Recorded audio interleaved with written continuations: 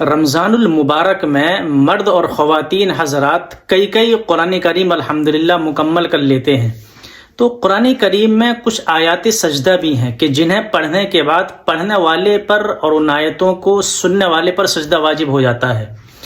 تو یہ سجدے الگ الگ کیے جائیں یا ایک ساتھ کیے جائیں؟ بہتر طریقہ کیا ہے؟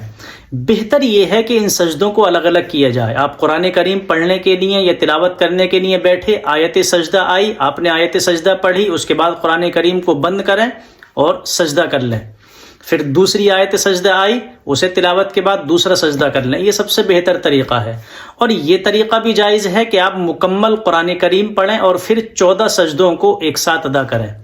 ان سجدوں کو ادا کرنے کا طریقہ کیا ہے؟ ادا کرنے کا طریقہ یہ ہے کہ آپ اللہ اکبر کہتے ہوئے سجدے میں جائیں، 3 مرتبہ سبحان ربی الاعلیٰ یہ تسبیح پڑھیں، پھر اس کے بعد اللہ اکبر کہتے ہوئے سر اٹھا لیں۔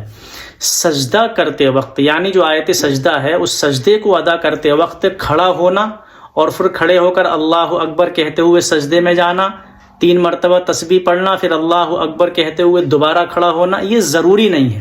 بیٹھے بیٹھے بھی آپ 14 سجدے کر سکتے ہیں، لیکن اس میں یہ خیال رکھیں کہ جو مکروہ اوقات ہیں، جیسے سورج طلوع ہونے کا وقت ہے یا سورج غروب ہونے کا وقت ہے جب سورج پیلا پڑ جاتا ہے، اسی طریقے سے جو زوال کا وقت ہے، ان مکروہ اوقات میں یہ جو سجدے ہیں ان سجدوں کو ادا نہ کیا جائے۔ ان مکروہ اوقات میں ان سجدوں کو ادا کرنا یہ مکروہ ہے۔